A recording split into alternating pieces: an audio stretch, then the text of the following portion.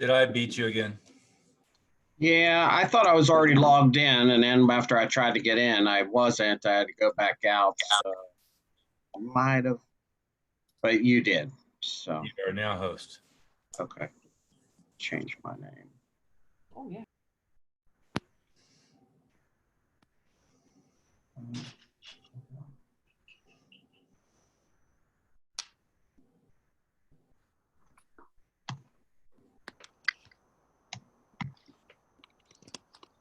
Man, I need a haircut.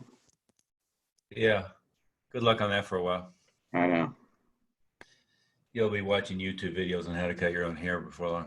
I tried that once. I'll never do it again. Yeah. Anyway, hey, let's start with any questions anybody has while we're getting the crew going here. Question, Stephen. Go ahead. If when the time comes for us to give people 2 months of training for the time that we're down, whether that's 2 months, 4 months, 6 months, whatever it works out to be, if they're in a situation where they're transitioning to a higher program, they're renewing, do we just add that period of time, those months onto the back end of that new program? Absolutely. Okay, and if we have already given it to them in the basic program, then we just tell them that we're going to add it on to the other one? You bet. Okay, all right. Yeah. That was it.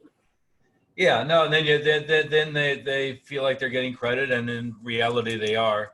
Plus, no harm, no foul. If they're enrolled to first degree or second degree and it takes them a little bit longer, that's fine too. So, no problem. Okay, great. Thank you. You bet. Other questions or thoughts before we get going? No? Who has had some good results on doing enrollments virtually in the last 24 hours?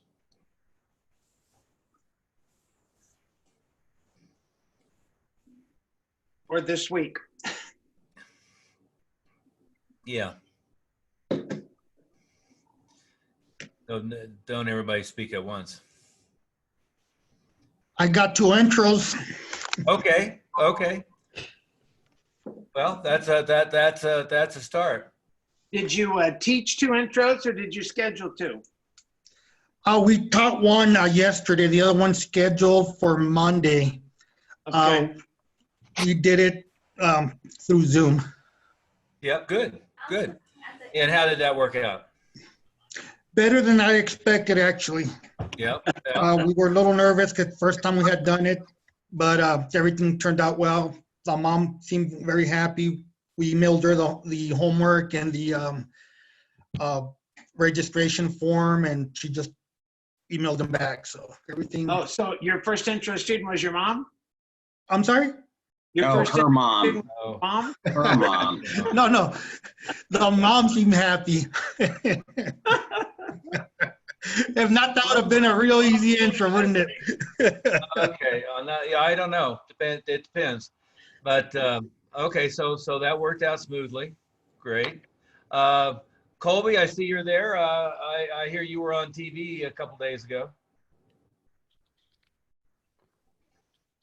Now I'm talking to Colby. He's a TV star, but he doesn't want to talk on this TV. Oh, Yeah, no, yeah. sorry, get it all set up for, I'm watching, on the TV that we use for our classes, so I Okay. reached over to the computer to unmute myself.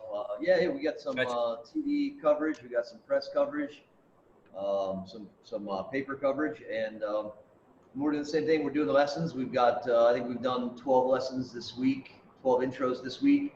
We're a little slow on signing them up right now, but we've got things started and rolling, and so I expect end of the week and early this coming week we should start getting stuff signed up. So Good. So tell us about the press coverage. How did you line it up? What ended up happening on all that stuff? So we reached out to them. We reached out to them, of course, and we were one of the first ones. I shouldn't say one of the first ones. I think we were the first ones in our area doing Zoom. Almost everybody else, the dance studios, the other 4 other martial arts schools, right?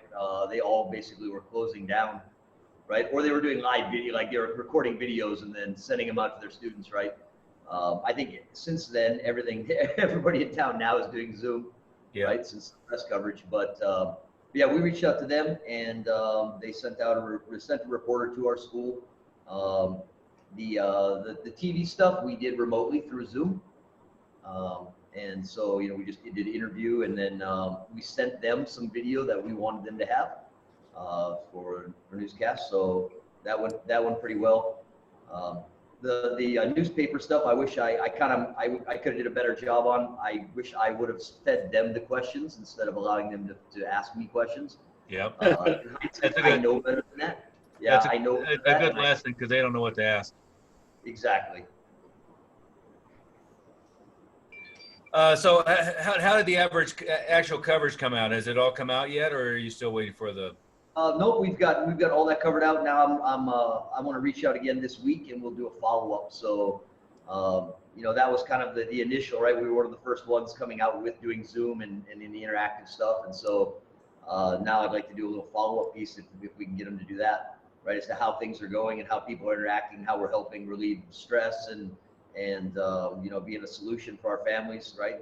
And maybe some testimonials from some of our students and parents on how it's making such a difference. Because the comments that we've gotten from the parents are, it's so much different than anybody else is doing, even the people using Zoom, because we're so interactive, right? So, one of my parents said, the other programs that their kids are in, it's basically like they're just standing in front of them and telling them what to do. And she said, I asked my kid, what are you doing? And the kid says, I don't know, I'm watching TV. Yeah. And she said, I'm telling you, what you're doing is so much different than anybody else. That quote there is a really good quote to use in the interview. Yeah.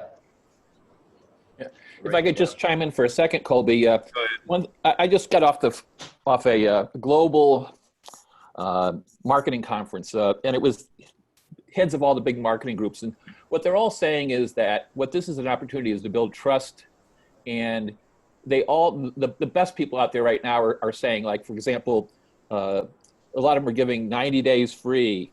Or stuff like that. So I think it's important, Colby, when you do these too, is that you say, hey, we're giving all people 2 free or whatever it is. So whatever that offer is. So I think it builds trust because right now there's a lot of people trying to get business from people.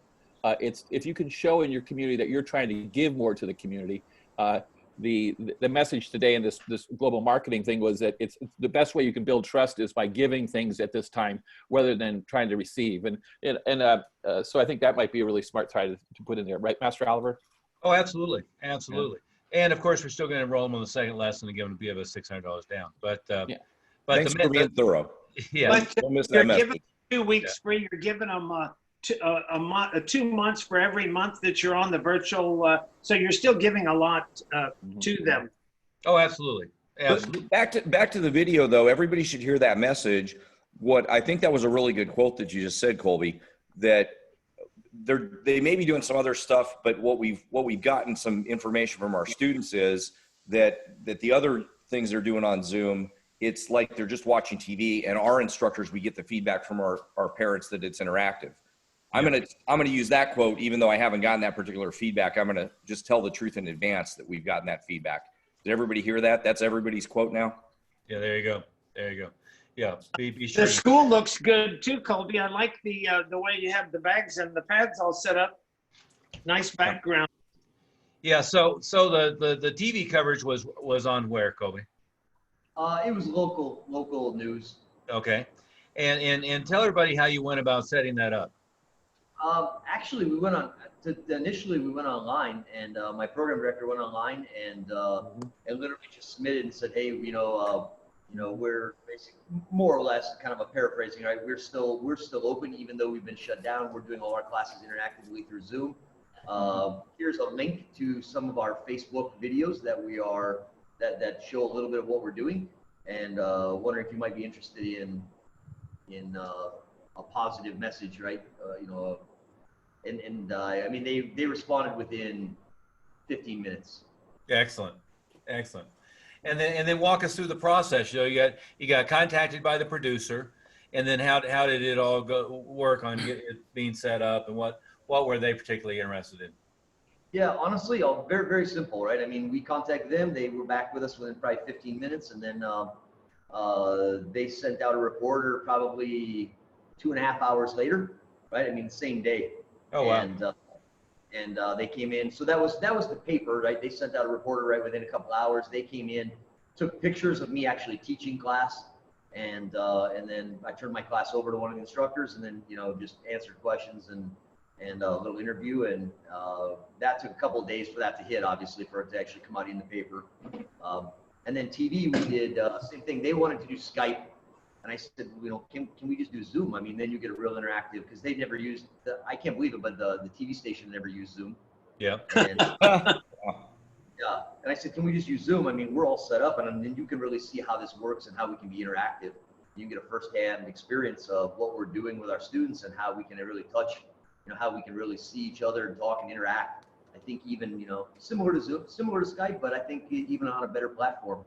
And they said, great. And I said, well, great. Well, here's my link, and here's my password. So you can see that it's also a pretty secure thing for our students. And I spent maybe a half hour, maybe through Zoom with a reporter, and then we sent them video links of things we wanted them to use or that we thought would be a good little clip on the news, right? That they could edit, and then they use that. So they never even actually had to come into the studio for video footage. Hey, Colby, your follow-up is to follow up with the reporter and say, hey, how about we do on air a week of classes so that at the end of the week you earn your white belt. Okay. So every day on air we'll actually do a little lesson that you can do virtually on air. And then at the end of the week, we'll award you your white belt. We've done that a few times on the usually on the newscast, because they're more desperate for something the daytime or the 5 o'clock. But then it lets the reporter do something kind of cool, and of course they're not going out to the amusement park and riding on the rides or anything yet. About the only engaging thing that they're doing right now is going out on the street and showing people how empty it is, which gets old in a hurry. Yeah, we always gave them a uniform to wear too. They always liked wearing that uniform. Oh yeah. So that's a good follow-up, Colby. Perfect. And have you got any phone traffic from the two yet? It's mostly, it's mostly, the Facebook leads, because we switch, we're using Aaron as well. And so,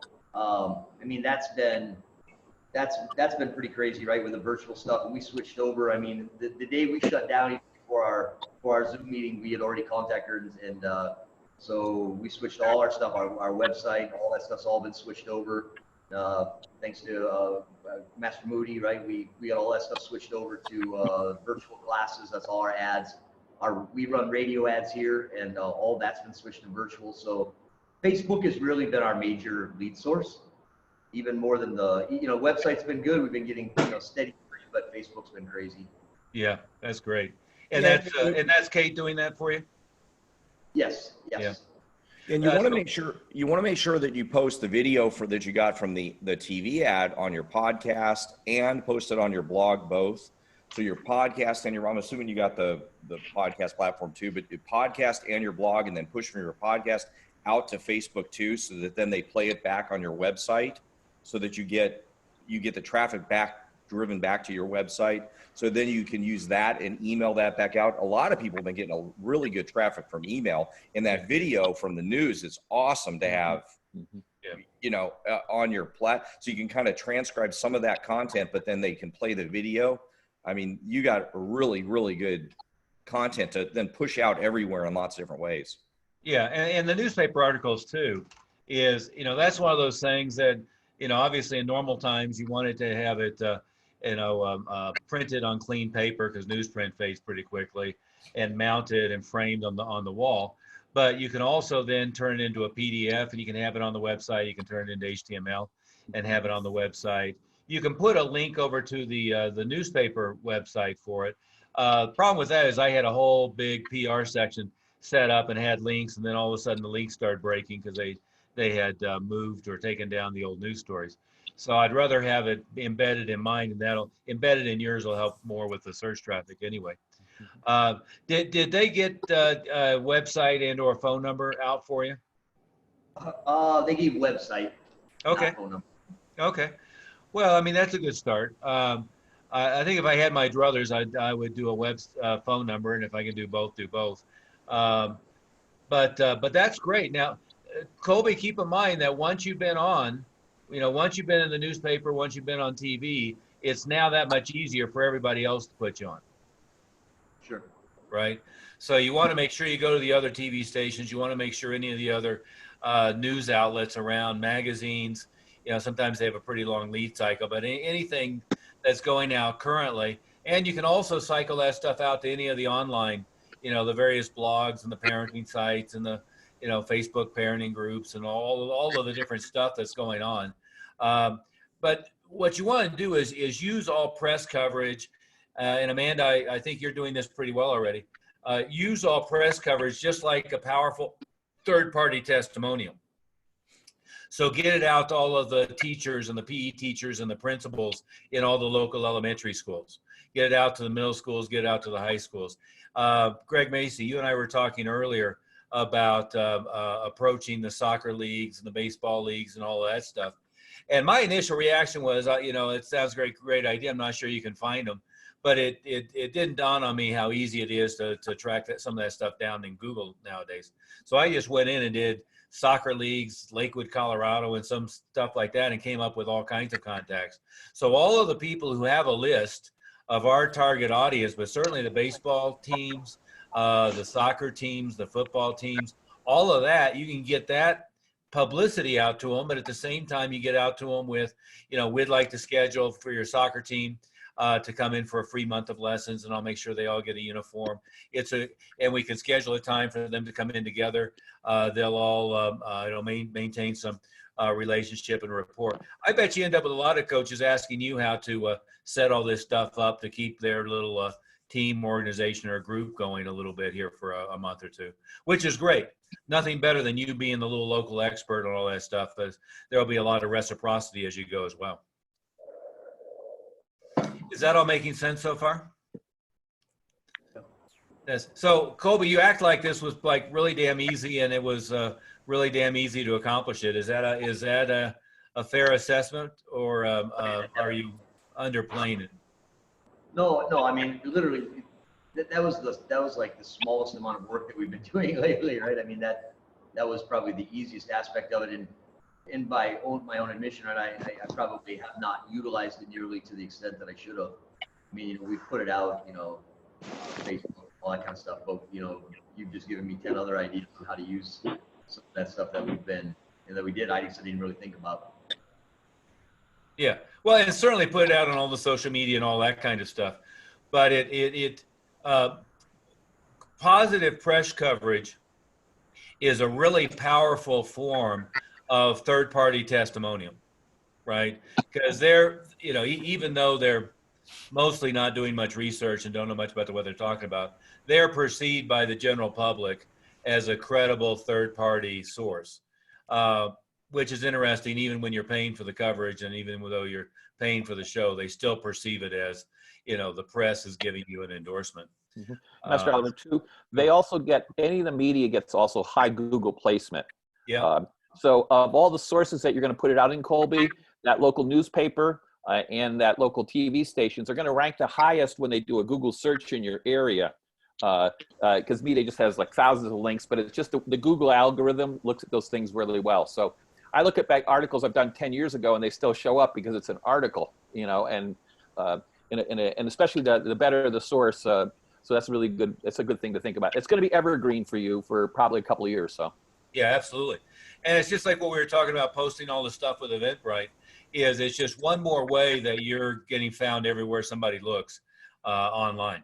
So, well, and that was another point on Eventbrite. If you're considering using anything else to post, what Tracy Thomas pointed out with Eventbrite is it stays on. It doesn't look like a broken link later. It stays as an event that happened. So you guys should go for it and post a lot of crap there. Yeah, absolutely, absolutely. And with Eventbrite, do we share it on Facebook then? What are the different places? Send it out in emails? Yeah, it can automatically share it. And remember what she said was it shows up in your events page. There's a tab on your Facebook business page that'll show events. Yeah, when you set it up, you can have the account automatically posted out everywhere when it gets set up. But and again, it's one of those things that go back to Greg. You're here somewhere. Go back to your idea, Greg. Talk to him about going to the soccer leagues and the baseball leagues and all of that stuff. Well, I mean, I think with the gym teachers, that's one target area that we have a lot of gym teachers, because in our intent to promote forms, you know, our kids fill out that and they tell us. So if you have a gym teacher list, we're just going to approach them and say, we're going to be the gym teacher for the month. Everybody that, you know, is one of your students, we're going to give free access to our program for a month. So if you wouldn't mind, here's the link, send it out to them. But then also the leagues, because I mean, realistically, you know, my son's in, he just started track like 2 weeks before all this. And so he had like 2 practices, and they of course canceled it for the rest of the season. So did my daughter's softball team. And, you know, so you have all these teams that are going to be sitting idle for the rest of the year. So if we can contact the coaches and say, hey, we want to do a special thing for your team to keep them together, number one, but then also making sure that, you know, they stay active and stay focused and positive. So here's a free month of training for your team. Try to approach them on that side too. Yeah, absolutely. But what we certainly know is that the schools are being receptive. And Greg, you mentioned having the list already, which is really a smart thing you should be doing. You should be constantly creating and updating that list. I have found, at least in the schools here in Jefferson County, is they almost all have they have a school website through the district, and every school website I've looked at here, they have, when you click down to the teacher, they either have a voicemail number for the teacher or they have an email address for the teacher, one or the other. So, go ahead. They also have, you know, an athletic director for the districts. So you know, you connect with one of them, and now you're in front of, you know, all the coaches in the whole district. Yep, that's exactly right. And Greg, you may remember Lorenzo Trujillo. That's what he was in Jefferson County. He was director of humanities, and the athletic director reported to him. You know, it was a nice shoe-in early on, but it's a reminder of always figure out what all of your students do, and once they're excited and loyal with what you're doing, they'll find all kinds of different ways to connect with you. You know, we were so anchored. Go ahead. I was going to share this. I posted this a long time ago, so you just look it up. We keep this on every school. It's a school information sheet, and it has every school that we work with and all their information and their PE teacher, and then they write other notes on the back. So we keep track of everything on this sheet, on when their breaks and all this stuff. And obviously now their breaks are weird and everything, but so we've already got this for every school, and I recommend keeping this up to date. We just update it constantly. All this information's on the internet. Yeah. You know, public, charter school. Level for us is just, are they a priority 1, 2, or 3 school if they're closer, higher income, versus 3 school for us is one that we'll do some work with, but they're not as high priority. But all this stuff's, it's a school information sheet is what we call it. SIS is what we, so that's all posted on the Facebook group. And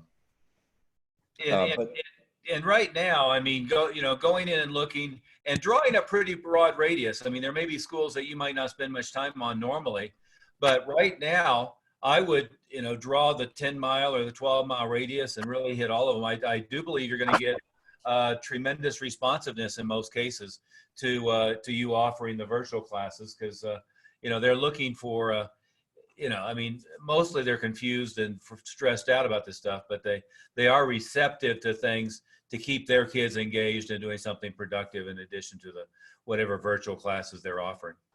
Yeah, and it may be productive. We were talking in our marketing meeting this morning that it may be productive to work a little further afield than normal. For one, it's pretty easy because you're just like calling them and you might pop over and see them.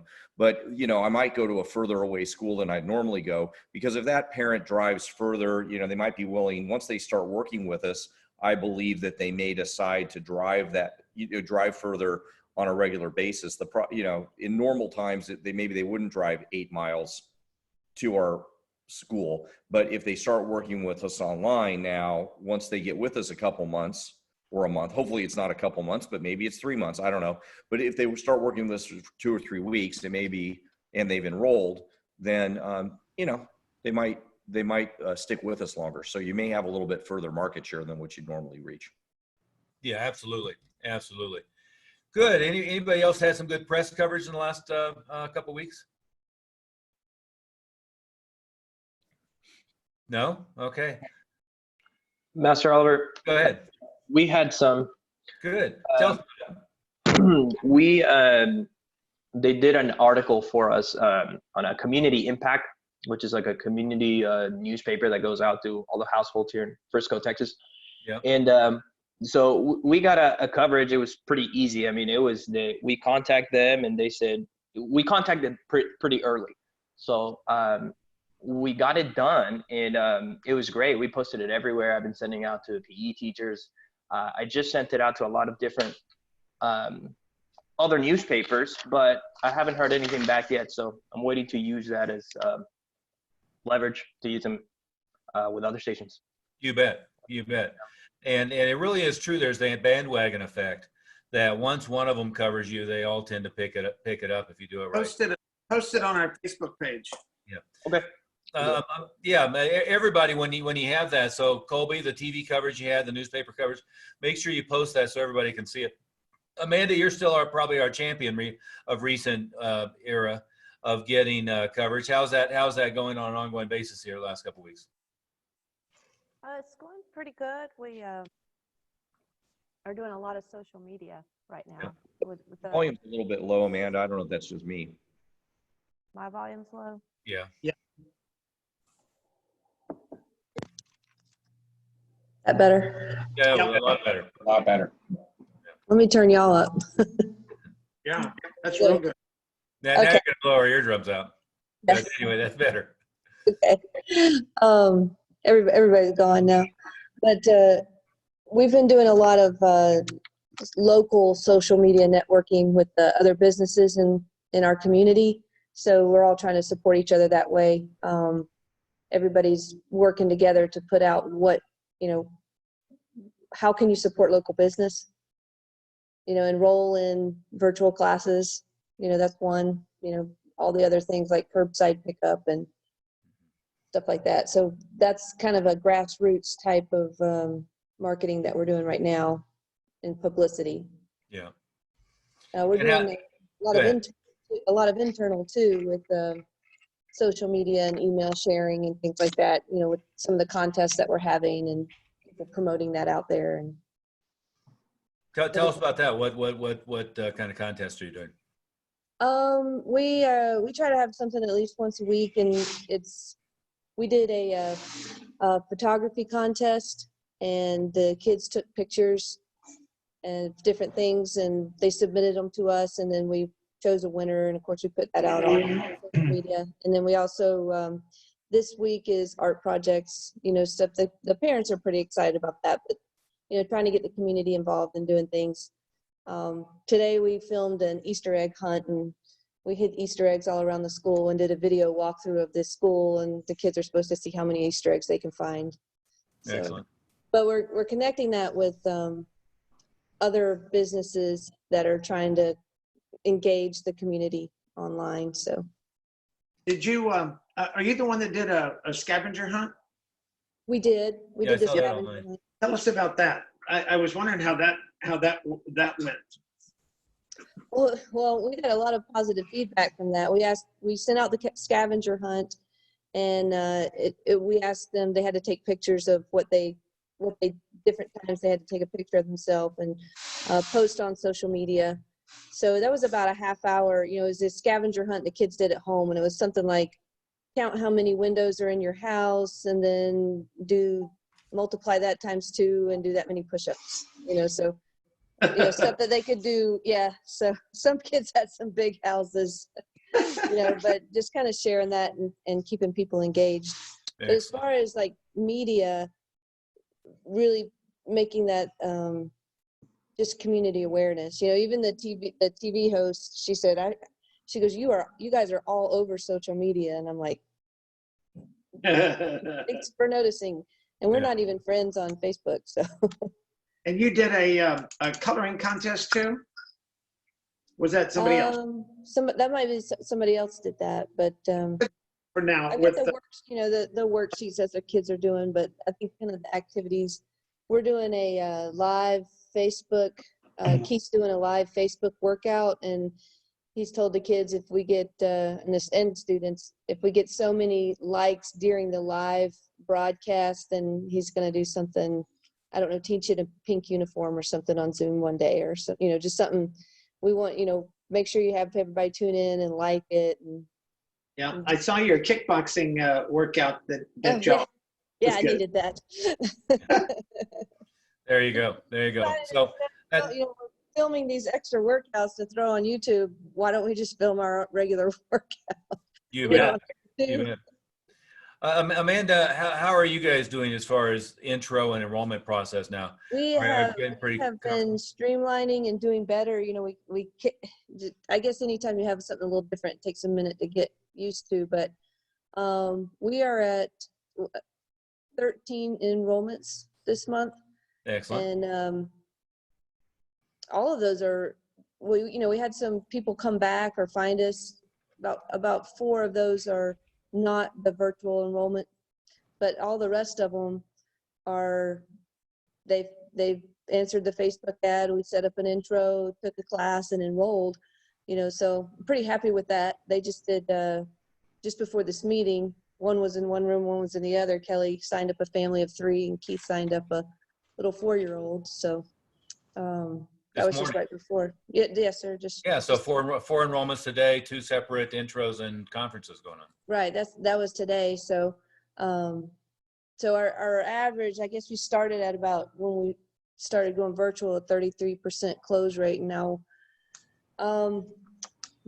yesterday we were like a 50% close rate, and then after today it'll be keep going up. So yeah. Well, that's the same cycle you went through when we beta tested, I guess would be the right word, on the Facebook advertising with Elite. Remember? Yeah, we were actually talking. Yes, we do remember. Yeah. We were talking about that this morning. How we kind of went through that, but how much faster, like within a week, being able to fix that problem, because it was like, okay, we know what we're doing, what's happening, so it just took a minute. Yeah. But it feels good. I said on any given day, having the enrollments we've had so far, today would be a great day. And given the circumstances and, just the change up, it's a fantastic day. So. Oh yeah. Yeah, absolutely. How's your pipeline? It sounds like it's pretty good. Oh, it's full. Right. We're covered up with the leads. We have a campaign starting next week for referrals to send to our current members, doing some, benefits if they refer somebody, they make an appointment if they sign up. Kind of the same kind of referral, system that you guys already have. Just maybe adding some different language with the current times. Yeah, it should be very fruitful right now, right? Right, and one of the gift card, making the gift card to a local small business that they can use later. Yeah. When they reopen. So trying to do stuff that'll help the community too. Oh, absolutely, absolutely. That's and doing stuff to help the local community and being visible, doing stuff to help the local community. And it is a great time. There's an awful lot of small businesses. On one end of the spectrum, restaurants, on the other end of the spectrum, everything from daycares to gymnastic studios to, anybody who has more or less our target clientele. There's an awful lot of them that would appreciate anything that we can do to help support them. And then there's an awful lot of opportunity for reciprocity as things go as well. And I'm not guessing, I know for sure, is most of the gymnastic school, the other dance studios, other martial arts schools, kids sports activities, they don't have anything particularly going on, or if they do, they're doing it in an impudent way. And there's really no reason not to reach out to them and say, I don't know how you guys are doing during this. We want to make sure everybody's thriving. I never consider you guys competition. I consider it we're all working together. But I thought you might find it interesting what we're doing.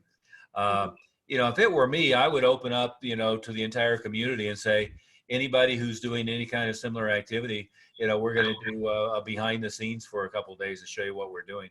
The amount of goodwill you'll create, right? Now, keep in mind, half of them are, you know, they were walking dead anyway, and they're just, you know, curled up in a fetal position and ready to die.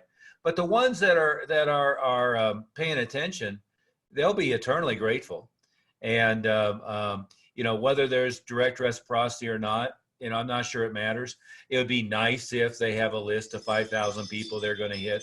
But even if they don't, just that level of goodwill in the community is unbelievable, right? So going back to what Don said, it's one of those times to build trust and you know, recognition among the community of business owners as well. So that's excellent. Excellent. Anybody have any questions of, we have a bunch of other people on here that have done a fair number of enrollments already too. But anybody have any questions of Amanda on how the intro enrollment process? Greg, I know you've got it pretty well tuned in as well. You've done your normal analytics spreadsheet for your staff and all of that stuff. So questions about how the intro enrollment process is going virtually for Amanda? Yeah. Hi, Amanda. I have a bunch of appointments this week and next week, so I'm just kind of getting my feet wet with it. But from what everybody's been saying and what I'm hearing, we're doing the same intro and same process that we've done prior to this, correct? Right, exactly. You know, just trying to, you know, one of the key points, just like before, is trying to set it up where you have both parents there. Right. You know, and just doing your best to have that. It feels different, but it's not different. And everything that we did before is you just do it exactly the same. Okay. When you make your presentation, obviously, I guess you have your props, if you will. You have your folder, your book, and this is our character development, and this is our it's versus basic. We're not very technical, like we saw Master Macy's, you know, where he had the slideshow on the screen. Macy. Yeah, I'm not Greg Macy. No, here you go. This is how much it is. Right. Yeah, that's how I'm going to do it. Sorry, Greg. But that was really good, though. Right. Like, oh, I didn't know you could do that. And you can actually see it. Use Canva, everybody. They've just updated their slideshow and their presentation, so you can have a deck on your phone, and it will also make you a deck that converts to your computer one. Canva's like the Jimmy Jam right now, and you can just upload your colors and all the things. Oh, wow. Okay. Free and easy. Do it. I think if that works for you, that's great. But don't get too caught up in spending. I mean, you know, as Master Oliver and I always say, we're pretty keep it simple. Yeah. But what Amanda's doing is totally fine. Putting a piece of paper and holding it up. Well, I got to do it over here. Figure out where you got to hold it. Holding it up to the screen is fine. That will work just fine. People they're not going to judge you because you don't have a slick presentation. Right. And the agreement, the tuition agreement, when you get to that level, you're dropping it off at the house. You're knocking on the. We're just filling it out right there, and then mailing it to them to return address, or you know, they can take a picture of it and send it back to us. So. I see. So you fill it out, take a picture, send it to them. They send it back to you. Right. Okay. Yeah, we can do that, or we can actually mail. You know, I'll make a copy of it and mail it to them, and then they can sign it. And okay, great. Thank you. Form thing, like a form, like a one that they use their iPad for in their dojo or whatever, and they just sign it there, like something, that puts it up on the Google Drive and it's done with. Anyone use that? You certainly could. I mean, DocuSign is an example of a very robust and secure platform that'll work for that. Hang on one second. Let's mute Paul. Mute there, Paul. Yeah.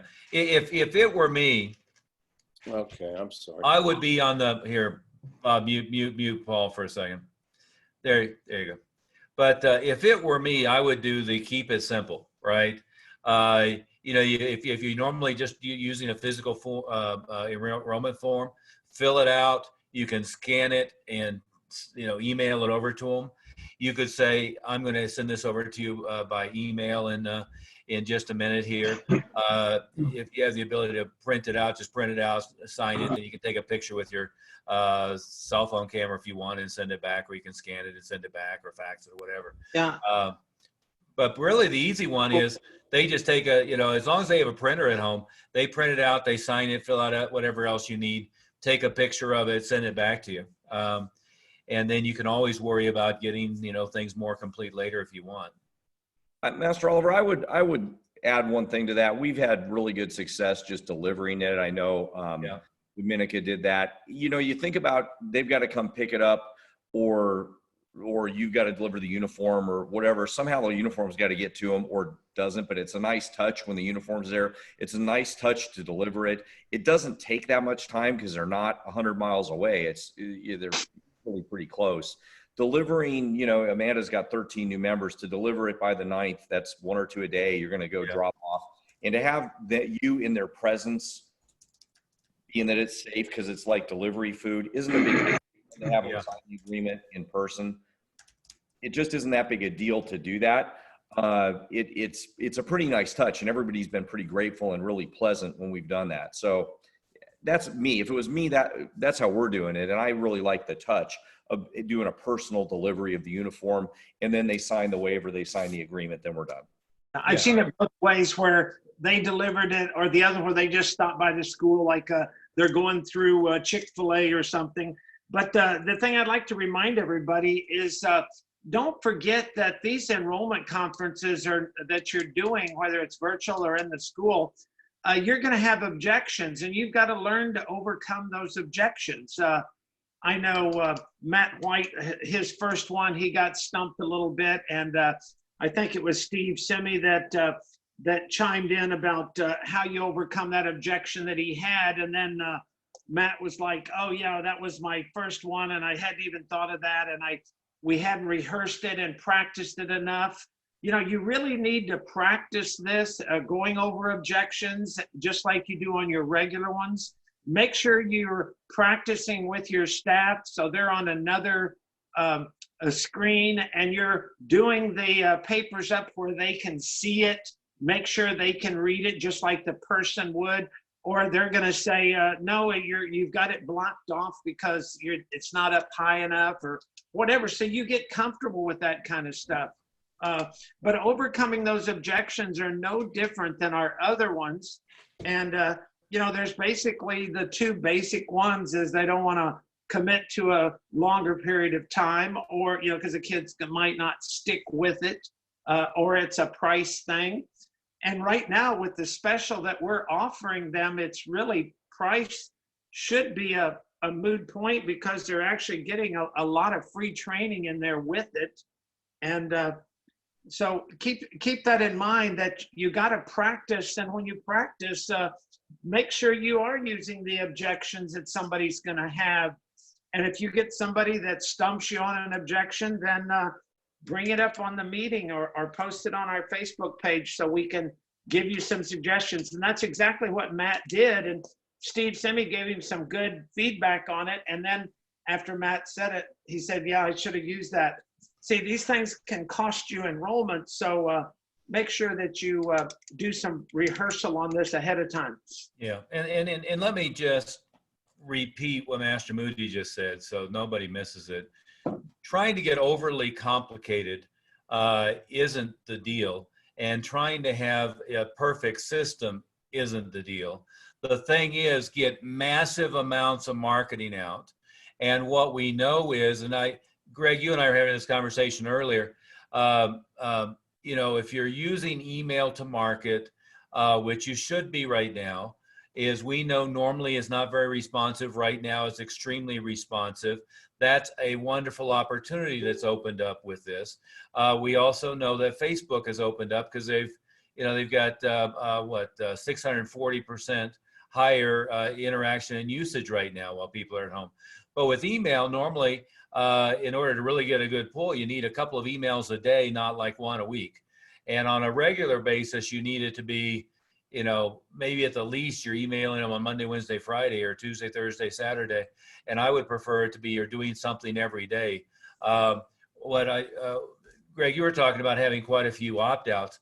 Well, I don't worry too much about that, but I will tell you, if you email them once a week or twice a month, you get a lot of opt-outs. If you email them every day, you don't get very many, because then you're familiar, you're in their inbox, they don't regard it as spam.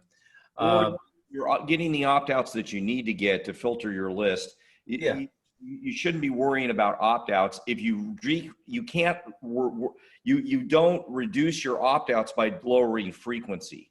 No. Any email marketer will tell you that you don't reduce opt-outs by lowering frequency, unless if you email them 100 times a day, I imagine that would probably screw up your opt-outs. But I'm sorry, Master Oliver. I know, you're right. Lower frequency to reduce opt-outs. Yeah, higher frequency tamps down opt-outs.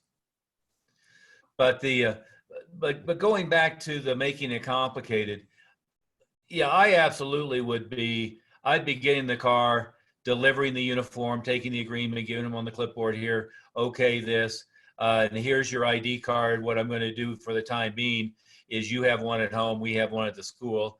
We're going to be keeping attendance, but every time you attend a class, keep it. Every time you get a stripe, mark it on there. And then, when we get out of the virtual environment, we'll make sure they reconcile. I would be doing all of that. Here's the new enrollment folder. I wanted to give you one physically. I've also emailed you a PDF. I've also emailed you a link to the website that has it for the future, or to the Google Classroom, or however you're using it. But yeah, showing up and bringing them a uniform, getting it with the clipboard, or having them, every day having a window where people come by and do pickups and drop-offs. Either way is fine. Amanda, I would try to avoid just putting in the mail.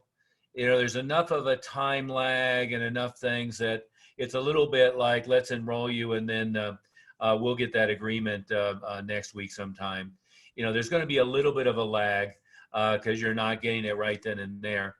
You could get it right then and there, but if you're not already using something that's, one of the billing softwares that has it, or if you haven't already used something like DocuSign, I wouldn't try to add that to the process right now. Just keep it simple, keep it low tech. And the only reason to do any kind of PowerPoint, whether it's PowerPoint or whether it's Apple's or whether it's the app that Alexia was mentioning or whatever, the only reason really to do that would be is whatever visuals you're using for the enrollment, if it's hard for them to tell what you're doing. If you normally do a flip chart for the enrollment, that's fine. It's easy to replicate that. And you could have it on your screen and screen share as you go through, or you can send it over. But the main thing, and I think Amanda, you'll anchor this in, just don't change anything you're doing, other than they're not physically sitting in front of you. So how do you get them to sign a paper or fill something like that out? Is that a fair assessment? Well, I think for our staff too, that PowerPoint is exactly what we've been using for the last year. So it's not like I changed anything. I changed, I think, 2 slides. One was the virtual live schedule, because we have a virtual schedule. So I put that up there so they could pick their 2 days a week, give them that expectation. And something Amanda said, Master Olson was saying last week in the call that really, I think, resonated with me and it helped me in my conferences. She said, we really want to emphasize the target of their next belt in their training and setting that goal. And I think that really helped get them on track, because if they're, in the conference, I was really saying goal belt. Our goal belt test is in May, and whether it's going to be virtual or it's going to be, in the school, it's happening. You're going to be set. We want to make sure you're ready. Our goal is to get you on that training path and make sure that you're ready for the test. And I think that helped get them more focused as far as becoming a normal student. And so that I appreciate what she said, because I think that really helped us in our process. Yeah, you don't want there to be any distinction between what a student was in February and what a student is in April, right? That's a big takeaway in what you just said there, Greg. So you're not treating them as they're a distant learning students. When everything changes back, they're a different category than everybody else. It's just, the classroom environment will at some point shift from virtual to in the classroom as well as virtual. And we're going to be very aware and respectful of the sanitariness and the social distance and all of that. And Greg, as you and I were talking about earlier too, my expectation is, and I would still say most of the country is probably May 15th-ish, but it's not going to be like all of a sudden the switch is flipped and it goes from what it is now to you're having the belt graduation, you have 120 people shoved into a space that can accommodate 40, and everybody's just fine with, being on top of each other and in fact impressed at how successful you are. There's not going to be a flip the switch and be back to where we were in December, right? There's going to be, if anything, it's going to be a gradual, in all likelihood, it'll shift back to kind of where we were before, take their temperature at the door, make sure they haven't been ill, put them on the floor, spread them out, 6, 8, 10 feet apart. There'll probably be a shift back that direction. And then gradually it'll get back to normal. And as they find cures and they find, what do they call it? Vaccine. Vaccine, that's the word I was looking for. As they find a vaccine, which is a ways out, people will gradually get back to normal and will gradually forget about this. And then they'll do all the same stupid stuff they did before. And, hopefully we don't have the same cycle soon. But what we do know is probably likely to taper off, and you're going to have that transition back to kind of what we were doing a month or two ago. So you've got a plan for that. But also when you're doing the virtual intro and the virtual enrollment process, they are the same student with the same level of commitment and the same follow through and progress that anybody would have. And my expectation is an awful lot of things that we've learned, whether it's the new Rev marketing system or the Google Classroom or combination of the two, a lot of this virtual classroom. My expectation is a lot of things that we've learned that many of you are doing phenomenal jobs at is going to stay in practice, right? I don't see any reason not to keep, recording the classes, broadcasting them out. Certainly through the summer, why shouldn't you do the morning workout and the afternoon leadership lesson and have some extra support and so forth? It certainly makes sense for me to take all the things that we're now starting to do really well and keep that and fade it into as it transitions out of this thing. Master Oliver, I could share another thing that goes along exactly with what you're saying. This is what we normally do. And I've shared this before a bunch of times. We don't hand out a schedule. They pick their schedule times, and then we write in when they're going to come to their first 4 classes when we enroll somebody. Mm-hmm. This is the form that we use normally. We do it on a 2-part form, so we save a copy and we give them a copy. And out here is their next graduation to whatever their next belt is.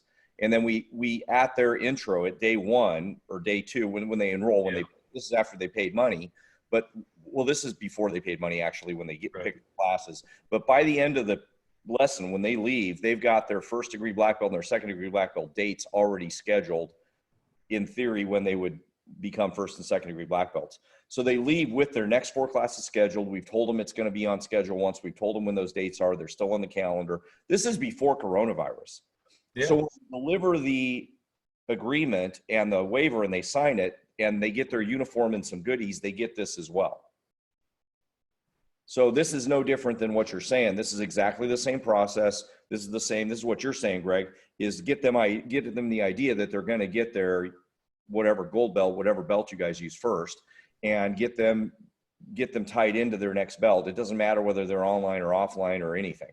I think it's even more critical now, though, in a lot of ways, because as you guys are saying, we don't want them to think they're doing it just during the coronavirus time and then they stop afterwards, for sure. But that could be true that they were going to do it like they were doing T-ball before for 6 weeks and then quitting as well. So it's really the same issue that we've always had. So that's our tool to use for that.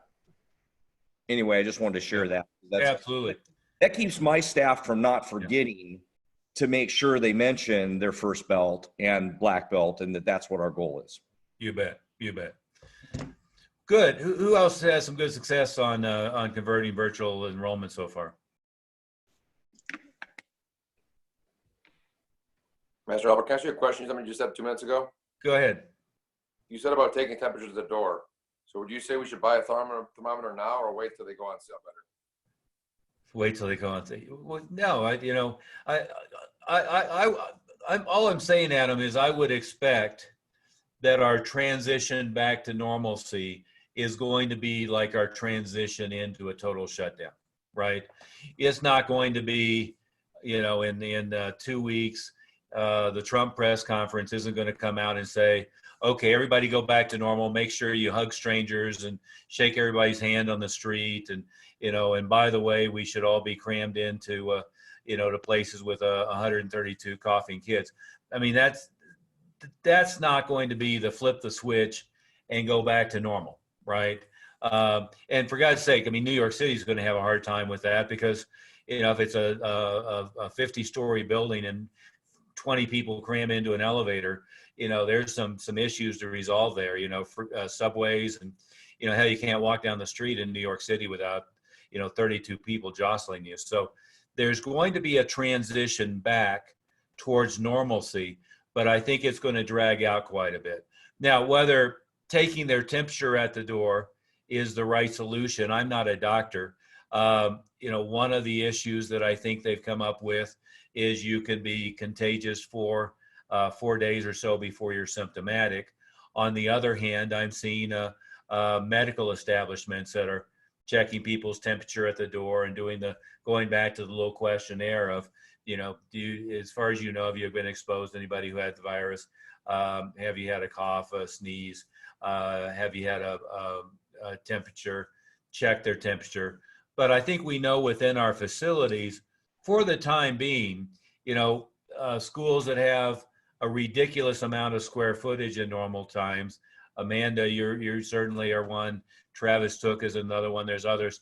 But if you have a massive facility, that's going to suddenly be a benefit for a while, because since you have so much square footage, you can spread everybody out and you can put the dots on the floor and boxes on the floor, and you can give them a higher level of comfort as you transition back, right? So that's going to be an opportunity.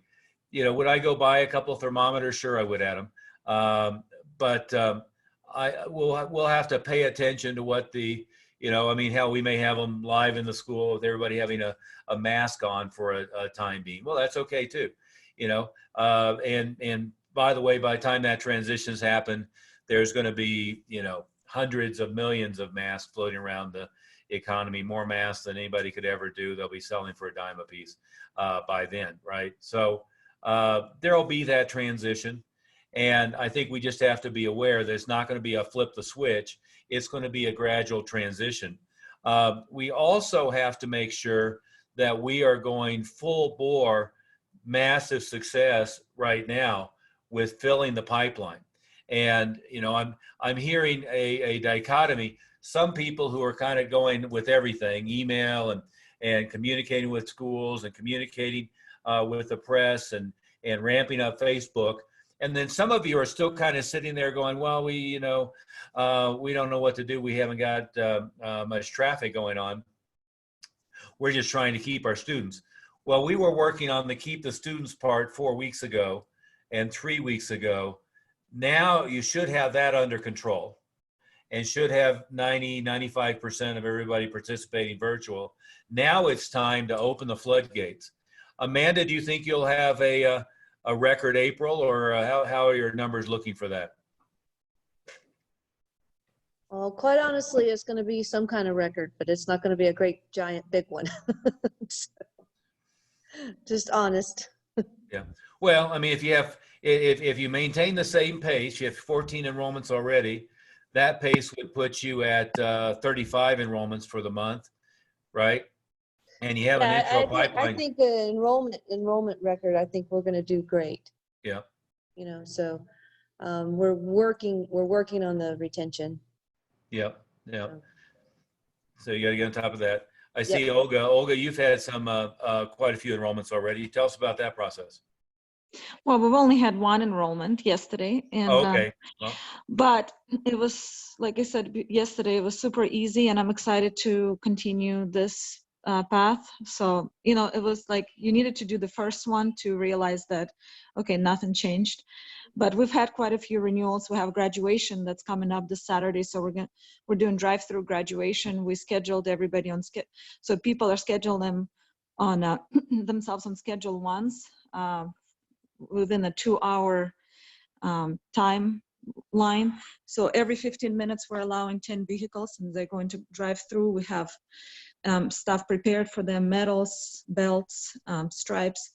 And then those that can drive through, those that we missed this Saturday, we have boxes prepared, so we will be delivering the rest to their porches.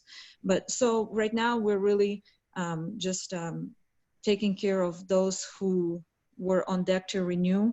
And we're actually going to have a record graduation number. We're on track to do that.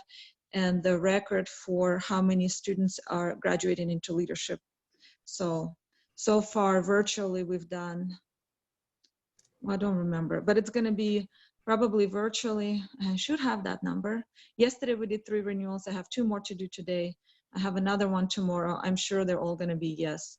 So probably virtually we're going to end up with about a dozen virtual. So, and again, it's nothing different. It's the same thing. I would want to ask something of Olga here. Why do you think you're doing so many renewals and having such a good renewal month? I think I know the answer, but what would you think is different? Well, because we came back from Florida, realizing that our renewal rate was so low. Like, remember we had that conversation, right? We had a 90% closing rate, but we weren't asking enough people. So we asked a bunch of people. And so now we're just being, and plus Larry's saying we've added more value too. And we do have a lot of people who are just absolutely so thankful for what we're continuing to do. So that's probably adding to their eagerness to continue all the way to black belt. But yeah, I mean, we had a lot of people in the pipeline for leadership finally that we asked.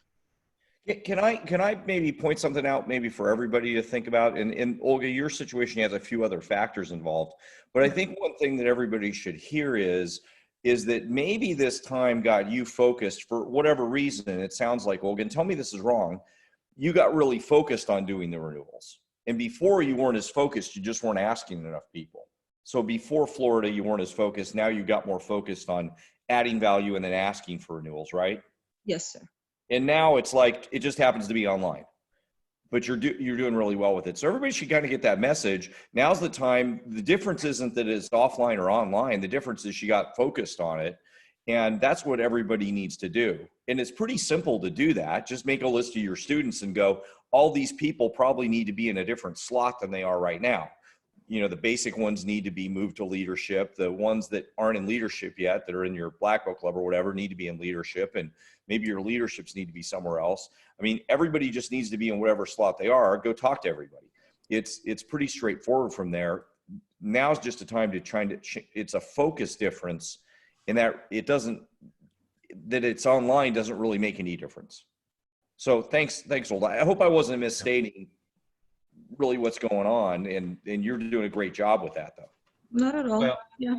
And the other thing that you have to remember on your renewals that 80% of the renewal comes from the floor. So if you're not in all of those basic classes, if you're not constantly talking about black belt goal setting and to be a black belt, you got to train like a black belt, etc., and using all that black belt verbiage, then they're not going to be thinking about black belt. If you haven't pre-framed them at the enrollment process or during that intro time, now you've got to basically reframe them, which takes a little harder sometimes. But that's what Master Moody was referring to about making a list and then putting those lists in a order of this is the ones that are already pre-framed and I can start working on. These other groups, I need to get them pre-framed. These are way off base, so that's why we have like an ABC. and you've got to be working the C's to become a B and the B's to become an A. But once they're in the A category, means that they are ready for you to put them through that renewal process, which all starts with that renewal folder that Master Oliver and Moody and I did in Colorado and posted for everybody that's on our member site. You know, use that renewal folder. It has all the steps from the intro all the way through the process. So if you're not following those steps and you just start asking people about becoming a black belt, you'll have some do it, but not as many as if you pre-frame them properly. Yeah. Well, and Olga, you said something else that's simple but profound. You started asking more people and got more renewals. Exactly. Right. Yeah, right. that's what we were missing before. We were Yeah. only asking the easy ones. Well, not that the ones that now that we're talking to are not easy, but it just we weren't preparing them as well. So now we just focused on preparing everybody, Right. rather than, you know, preparing those that we felt we liked, you know, that would be He was easy. asking the A+ before, which Right. you ask the A people, not just the A+. And once she realized that her percentages were so good, you know, and Master Oliver and I had a discussion about this. We were like, wow, you know, there's nothing wrong with her enrollment conference and procedure. It's just that she's not asking enough people. Mhm. And so, yeah, sometimes you got to have a blind flash of the obvious. But everybody get the message. Just start doing these. There's no waiting. There's no getting your procedure perfect. There's no anything for everything we're doing right now. There's no nothing. Just make your list and start renewing everybody. This is the time to stay focused on it. You don't really have any reason not to. There's no magic to it. Yeah. Well, this can be a record enrollment month, but you've got to hustle to generate traffic. The good thing about hustling to generate traffic is we know right now Elite Digital is having a great result with Facebook advertising. Email is working great with the virtual offer. We know that teachers, principals, PE teachers in general are very responsive to getting your offer out for 2 free weeks or a free month. We know that other organizations will likely be receptive to working with you. And we know that the media is starved for positive stories that tie to what's going on as opposed to the constant trickle of negative stories. We know it's all they're fixated on, but it comes back to public relations and publicity rule number 1 is one way to get in a massive amount of publicity is to get inside the story that's happening that they're covering and be the expert or be a window into that story. In this case, they're covering doctors and hospitals and New York looking like, you know, an apocalyptic movie. But, you know, even the news anchors are tired of all the gloom and doom and the scare tactics, even though it's making their ratings zip through the roof. So they're looking for positive stories. So we know, and it's been proven here, we know that the press is eager to cover this. We know that email is working for the first time in, you know, years because people are paying attention. Don't forget things like the Peach Jar deal and other avenues as well. And we know that prospect and inactive list is very receptive right now because every other distraction has gone away, right? They're not distracted by soccer, baseball, hockey season. They're not distracted with all of the after school enrichment programs they're doing at elementary school, any of that stuff, because it's all shut down. So it gives us an open highway to fill that pipeline. 2 things I had seen discussed in the discussion group. One of them was a question, and I forget who asked it, but they had an intro and they were doing the enrollment conference, and the person said, we're just looking to do something for while the shutdown is going on. And then after that, we're going to be back to our normal activities. And the question was, how do you handle that, and how do you approach that? Well, I think it's the same mentality that happens anytime you're very promotional on your marketing. It doesn't matter whether it's you scooped up a bunch of people at a movie theater, you scooped up a bunch of people at a live event. Is left to their own devices, they don't know the difference between your martial arts program and soccer league, baseball league, every other physical and sports activity, right? It's up to you to educate them on, holy crap, this is massively different in benefits and outcome than any of that other stuff that we do, right? So the way you have to do that is in part by proving the process.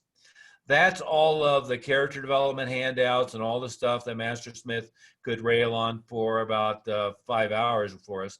But it's all of that material. The other addition that is inclusive is massive numbers of behavior change testimonials.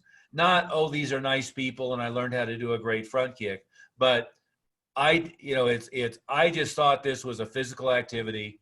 I was shocked to learn that this turned my son from a C student to an A student, made him immune from negative peer pressure, and made him a leader in his school. It's that type of testimonial content, right?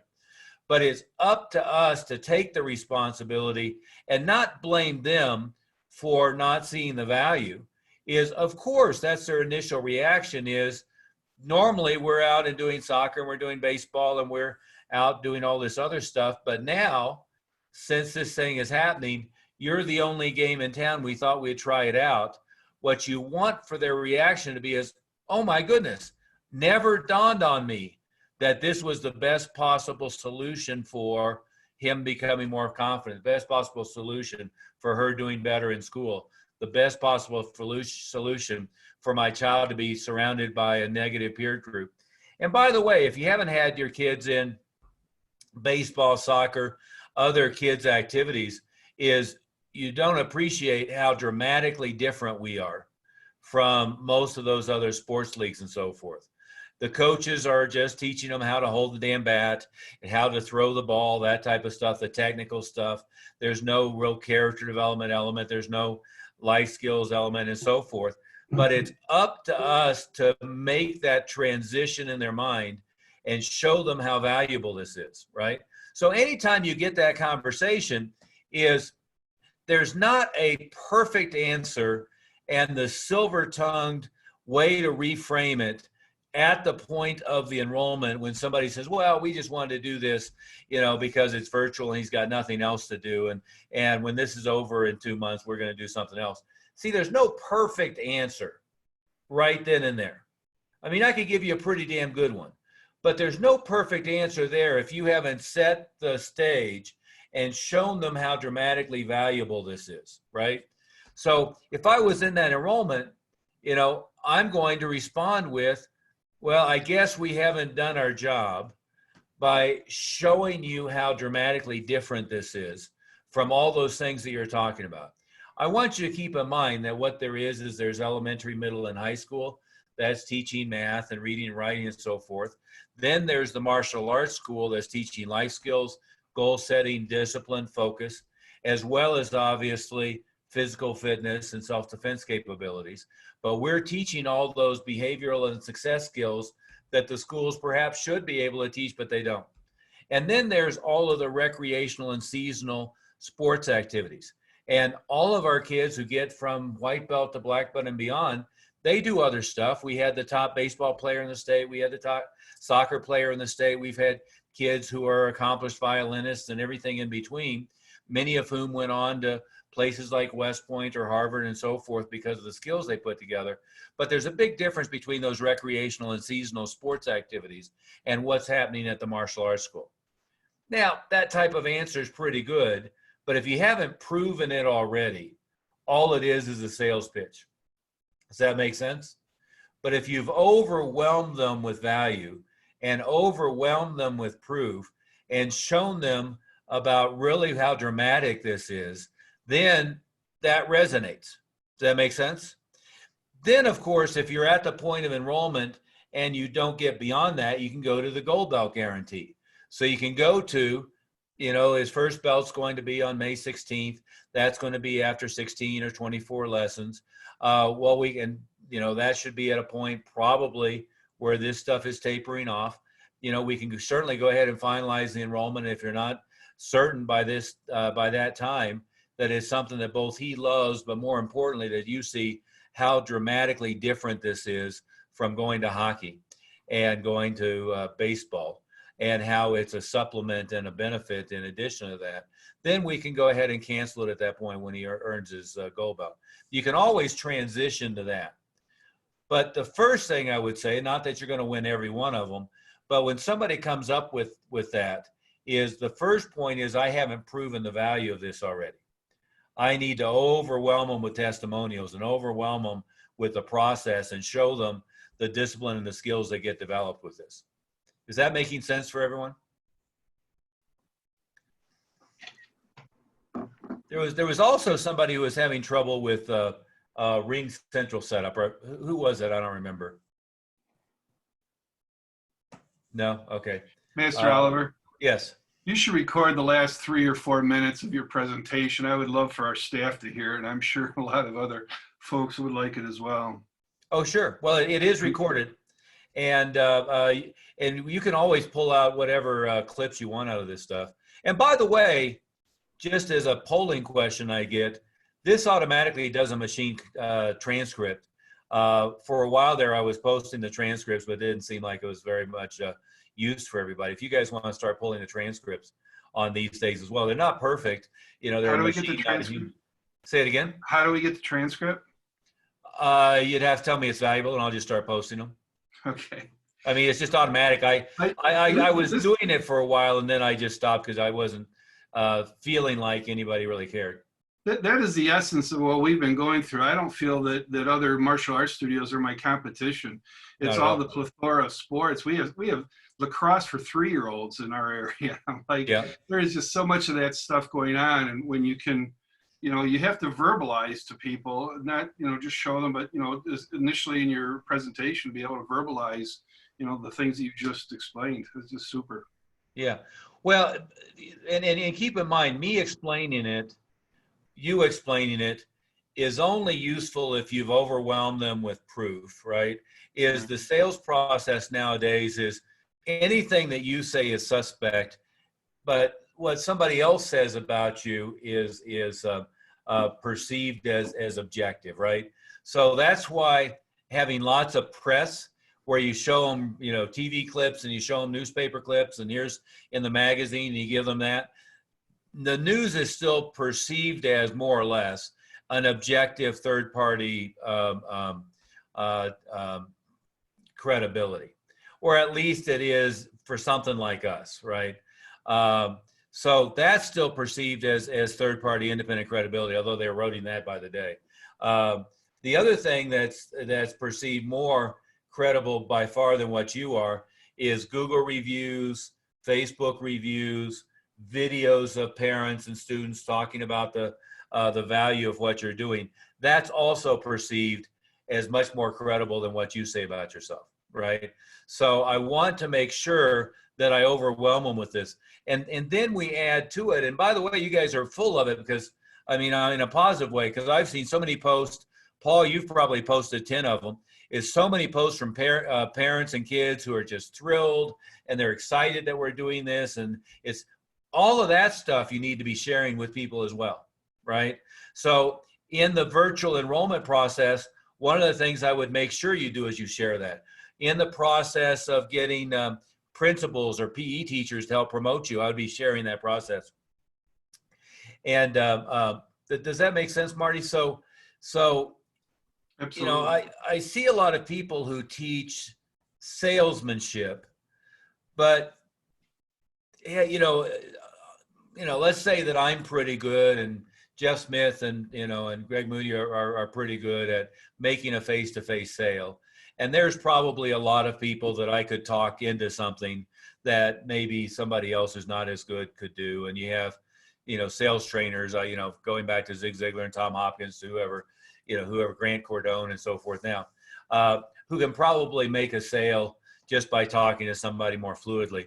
But I never expected my staff to be anywhere near what I was capable of, right? So I always wanted to build lots and lots of tools to support and improve the proposition before they got into talking to somebody face to face.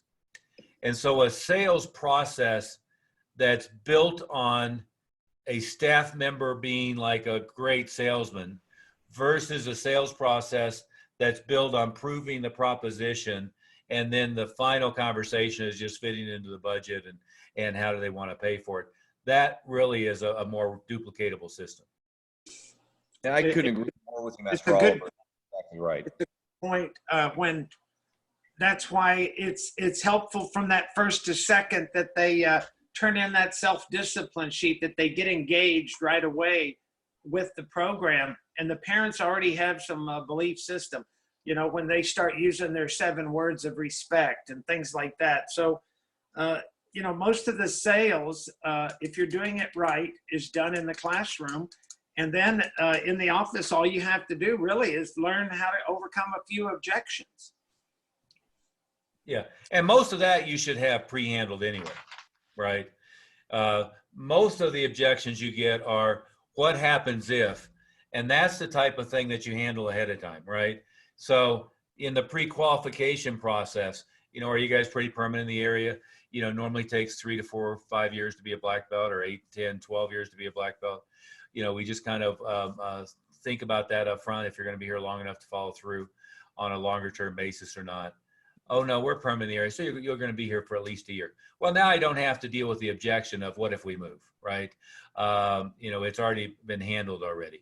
What 2 days a week did you decide you're going to come to classes? Oh, we thought we could do Monday, Wednesday. Sometimes we have things at school at Wednesday. Can we use another time? Sure, Thursday. Well, now I've dealt with, you know, what if we can't make it twice a week, right? The tuition's going to range from $247 to $297. Is that going to work for the budget? Well, now I've dealt with price objections. So when I get into the final presentation, the only real objection left is, oh, I didn't know I was going to have to pay, you know, $747 today, or whatever the number comes up to be. Does that make sense, Marty? So in designing the system, it's important to do one decision at a time, have the sale made on the floor, and have the proof of value be made with tools or in the classroom, not somebody having to pitch it. Got it. But you're absolutely right. The you know, the line I made up on the spot years ago was the, you know, there's elementary, middle, and high school. There's the martial arts school. Then there's all these seasonal recreational activities. Because of course, what was coming up is, well, we're fine now, but when baseball season hits, or we're fine now, but when, you know, of course, hockey, you know, they go year round, and, you know, pay up $1 million, and, oh, you know, I hate hockey, but you know, they come up with all this crazy stuff, right? So that then is a way of reframing.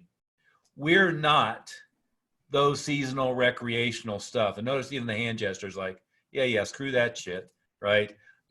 Right? We're not that. All of our kids, of course, have done other music, you know, accomplished in music, accomplished in other sports activities, etc. Of course, they've done that. We've had some of the state champions in each of these different activities because of what they're learning, but their school teaching them to read, write, math, and so forth. Unfortunately, it doesn't teach them high levels of character, goal setting, discipline, follow through, doesn't teach the mental and emotional skills. And of course, martial arts also teaches the physical and gets them in shape and teaches them to defend themselves, which probably isn't ever going to be used, but if it is, it's, you know, life-changing, right? So, but mostly that's about awareness and confidence. And then there's all this other recreational seasonal stuff, and some of the kids will end up going to a scholarship. My first instructor was going to Juilliard on a piano scholarship. Great. You know, him getting his black belt gave him the discipline to go that direction. We've had kids who are accomplished in all kinds of other activities, but it's the martial arts that gave them the discipline and the confidence to do that. See, yeah, like Commander Cow. Yeah, exactly. You know, there's so many different examples. that we can pull. But giving them some of those examples, but putting yourself in a different category. You know, school and martial arts schools are essential developmental.